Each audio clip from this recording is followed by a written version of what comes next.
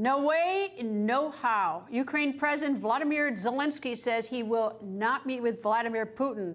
And now Ukraine-Russia neighbor Belarus is getting into the act. It's deploying troops with Russia and letting Russia use its land to launch missiles. Is the region about to blow up? This is the record.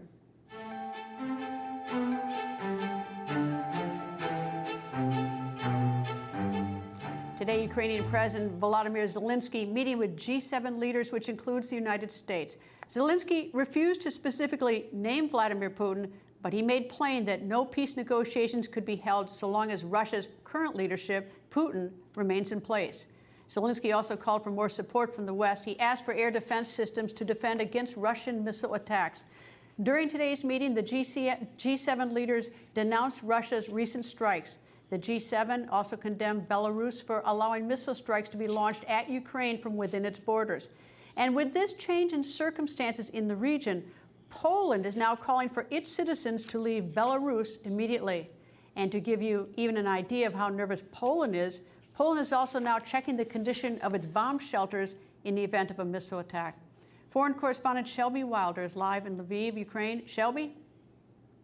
Hi, Greta. It's great to be with you. Well, I'll try and fill you in on everything that's unfolding here.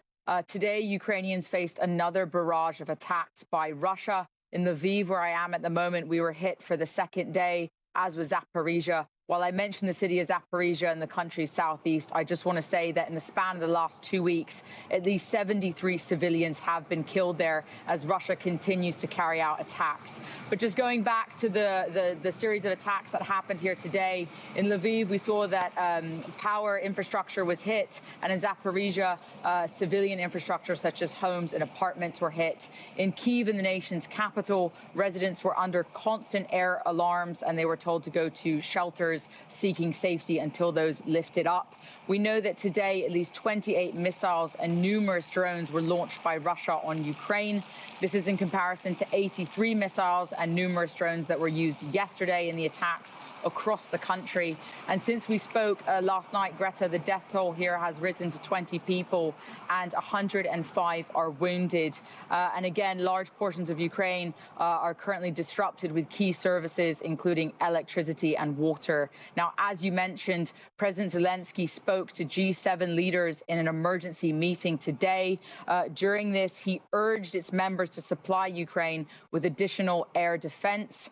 And ultimately, at the end of this meeting, we saw that G7 leaders pledged to support Kyiv for as long as it would take. We also know that the US and Germany has vowed to provide additional air support to Ukraine following the attacks that took place yesterday. And then cutting into other breaking news here, this really happened yesterday as these missiles were raining down on Ukraine. As you mentioned, the Belarusian president, Lukashenko, announced that he would be deploying forces with Russian troops to the border. Now, Belarus served as the launch pad for Putin's invasion when this war began on February 24th. We know that Lukashenko is a long-term ally of Putin.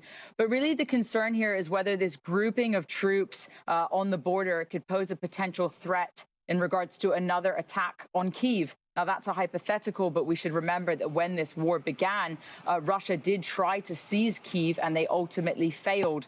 But what we really believe is happening here with this development is that, one, Putin wants to apply psychological pressure on Ukraine. This is nothing new. He has done this since day one of the war.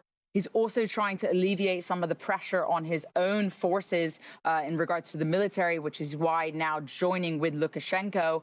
And then third, he's most likely trying to move Ukrainian forces away from the east and the south of the country, where they have been continuing their successful counteroffensive that has just really, since it began at the end of August, beginning of September, has dealt significant blows to the Kremlin. And so that's why we believe now that with this move from Lukashenko, he's hoping to move Ukrainian forces to the north and to give Kyiv something else to worry about.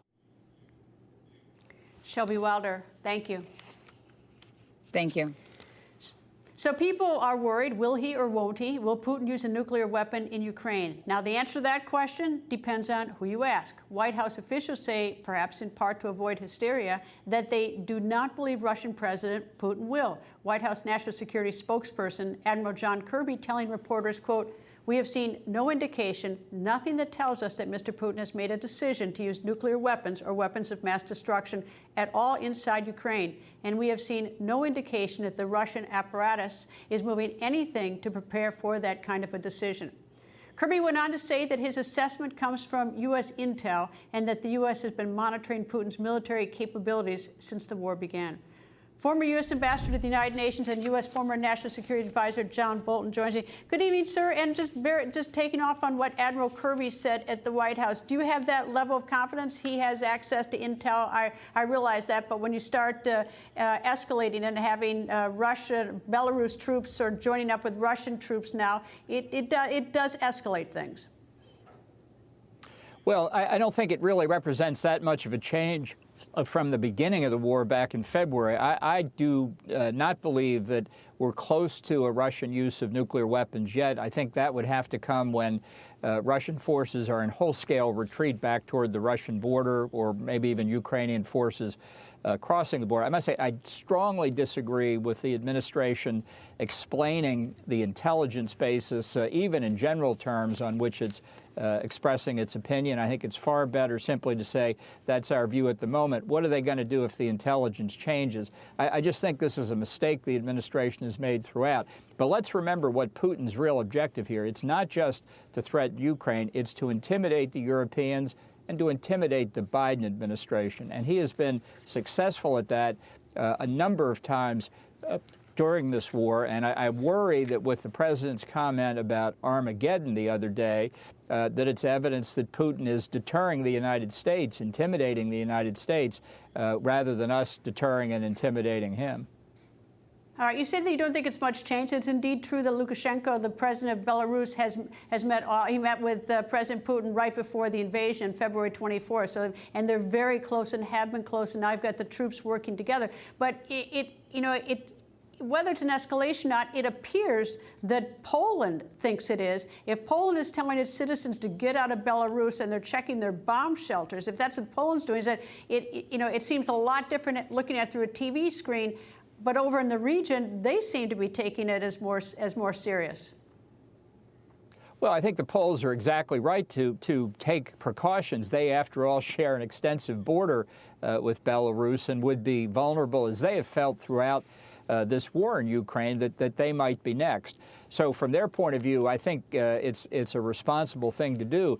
But what we need now is more pressure from the West, not declarations by the G7, but providing some of the weapons that Zelenskyy has requested by doing more from European allies who have pledged real material support to Ukraine, but haven't provided very much at all, like Germany. Rhetoric's great. Let's see the facts. Well, doesn't rhetoric, I mean, look, I don't have the answer to this, and I don't pretend to know the answer to it, but and I don't think, condemnation or people saying, that we won't stand for it, and if there's no action afterwards, that has any effect. But if we do get more involved and if we do provide more weapons to them, we run the risk of Putin really being on the run, and that's sort of what might ignite what you suggested, that at that point he might consider using nuclear weapons. Well, I think the question is, what is America's objective in its aid to Ukraine? If it is winning the war, defined as Ukraine getting full control of its territory back, including territory that Russia annexed or at least took control of in the first invasion in 2014, then that has existed since the beginning of the war, and that is our official position. I just don't think we have thought through what the implications are. And I think we should be absolutely clear to Putin, because we do need to deter him. We do need to deter the people around him. We shouldn't be talking about what we do after the use of nuclear weapon. We should be focusing every effort on deterring the Russians from actually using it. On Thursday, President Putin and President Erdogan of Turkey are supposed to meet. And what we understand is to be part of the discussion is some sort of whether there'd be some sort of negotiated settlement of some sort. But now you hear that President Zelenskyy said today to the G7 that under no circumstances will there be a settlement or a negotiation while the leadership is the same in Russia, which means Putin. So where does this, is that just talk on both sides? No, look, I think the default position here is this war continues. Neither side really can back down at this point. Putin can't back down because Russian forces are basically in retreat, not wholesale rout, but they are retreating. Zelensky's not going to back down because he's taking control of Ukrainian territory again. He's not going to stop while he's moving ahead. So I think this is a circumstance. People say, well, how's it going to end? I think the Prime Minister of Finland said it very well the other day. She said, how will it end? It will end when Russian troops leave Ukraine. That's how it will end. Ambassador Bolton, thank you, sir.